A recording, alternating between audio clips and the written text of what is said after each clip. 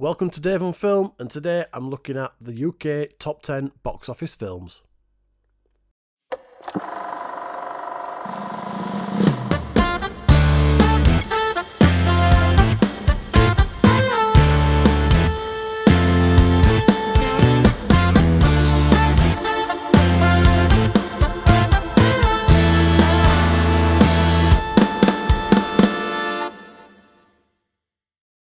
First up at number 10 is Night of the Zoopocalypse. This is an animation that's been in the top 10 for a couple of weeks now. I've seen it, it's alright. Maybe a little bit too scary for kids. There are some real horror moments in this film. It's basically a zombie film, but set in a zoo. A little alien comes down to Earth, infects a couple of animals, and before you know it, the whole zoo's infected, and they're trying to stop the infection taking over everyone. It's a fight for survival, effectively. It's effectively a zombie film. It is basically a zombie film with animals in a zoo. It's animated, and it's actually quite scary for kids. Would I watch it again? Probably not. It's not really got anything in there for adults as such. It's a bit boring. At number 9, and its first week in the top 10 in the UK box office, is After the Hunt. It's the new Julia Roberts film. Andrew Garfield's in it and Chloe Sevigny. I've not seen anything about it. I've seen a slight trailer for it. It's probably one that I'm probably going to give a miss, and it's probably going to drop out of the top 10 in no time at all because it's not had much publicity around this one. I don't even know what it's about. Number 8, and 6 weeks in the UK box office top 10, is Downton Abbey, a grand finale. It's the end of Downton Abbey as we know it in its current conception. I love Downton Abbey. I've been a fan of the TV show since I binge watched it just before watching the first movie when that came out. So I've seen this one and I really enjoyed it. It's properly heartfelt. If you like Downton Abbey, you will love this. It does get pretty sad towards the end. I'm not ashamed to say that I absolutely sobbed my eyes out at the end. It's a real good fitting finale to a fantastic TV series and a series of fantastic films as well. At number 7, and a debut in the top 10, is Good Fortune. And this is a new Keanu Reeves film where he plays an angel that's come to Earth to help someone out. Can he help him out? Can he kind of give him everything he always desired and show him the error of basically having everything you've always desired? Time will tell. I've not seen it yet. I do want to get to go see this because it does look quite fun. I did enjoy the trailer when I saw it, so this is definitely on my watch list. At number 6 is the new Channing Tatum film Roofman. Now, I've not seen this one. It's just debuted in the top 10, so I could probably get to go see this week. It's a true story about a guy who basically hid out in the roof of, I think in the film it's in a toy store, but I think in real life he did it in McDonald's. Hides out in the roof and kind of comes down and basically robs the places. So I do want to see this. It looks like an interesting film. I don't know much about the story, but I want to give this one a watch. Number 5 in the current UK top 10 has been in there for 4 weeks now, and it's the new Leonardo DiCaprio film, One Battle After Another. Now, this has been getting a lot of critic praise. A lot of people are loving this. I've seen it, and to be honest, I thought it was fairly mediocre. It seems to be getting a lot of undue praise as being like one of the greatest things that's ever been on film. It's not. It's got a good concept.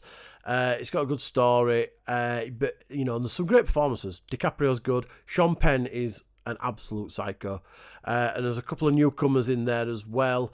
It just seems it's overly long, and I wasn't overly impressed with the film. I came out of it really underwhelmed, especially after hearing everybody going on about it as being like the greatest thing they'd ever seen. But that's One Battle After Another. Go check it out. It's kind of underperformed. I think it's Leonardo DiCaprio's lowest performing film at the box office, but it's still in there. It's still in the cinemas, and it's quite hotly tipped to do well at the Oscars. But that doesn't mean you have to like it. It just means that the Academy might. Number 4, and its second week in the top 10 and dropping off pretty steeply, is Tron Ares. It's a sequel to the 2 Tron films that have come before, so the original 80s Tron film and Tron Legacy that came out much more recently. Now, I've never been a massive Tron fan. I never really watched the original when I went to watch it when it came out originally. So I've never... And I haven't even watched Tron Legacy. I've got no interest in it. It's got Jared Leto in it, who's probably just going to either overact it or just play it crap and not really offer much. So I've given it a miss. I'm not even probably going to go watch it. You go watch it if you want to. Number 3 in the UK box office charts is a low-budget film called I Swear, and it's been in the charts a couple of weeks now. This is its second week, and it's a true story about a guy called John Davison. I've not actually seen it, but I have seen the original documentary that this film is kind of based on, about the Scottish guy who grew up with Tourette's and the kind of troubles that he faced. The film does look really good. The trailer is actually really funny, but I believe that the film is very much focused on the kind of the struggles that he goes through as a Tourette's sufferer. So it's kind of, when you're laughing at the Tourette's, it's kind of them pulling it back and saying, well, this is the struggles that John had to go through. It looks really interesting. It's definitely one that I want to go see. Whether I go see it at the cinema or not, I might wait for this one. It all depends whether I've got time. But I Swear is in cinemas now, and it's the current number 3.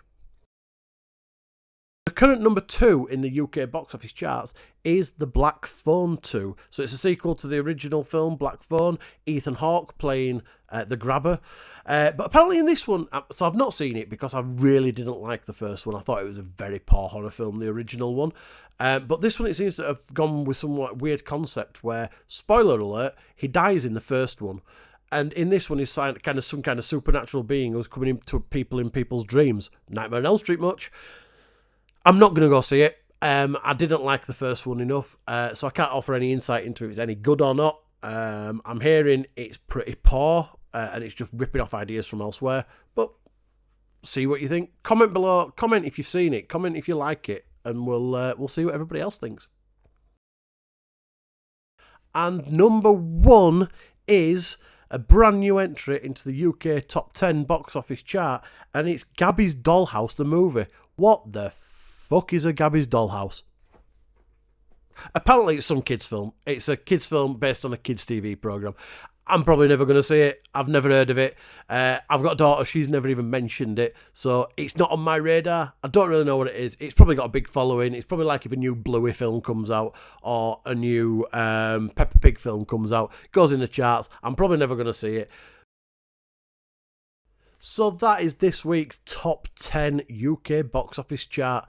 Come back next week and we'll see if any of those 10 are still in the charts and see whether any of the new films that are coming out can knock any of them off the top spot. We've got the brand new Bruce Springsteen film coming out, which is Springsteen Deliver Me From Nowhere, starring Jeremy Allen White. That could make an impact on the top 10. I think it'll be quite high up there. If you're a Springsteen fan, go see it. Tell me what you think about it. Personally, not a massive Springsteen fan. I might go see it if I've got time. There's also a new kids film coming out this week, a Tooth Fairy Tale. It's coming up to half-term holidays. You might already be on your half-term holidays. If you are, go see these kids films. Go see these films. Let me know what you think, and I'll see you next week.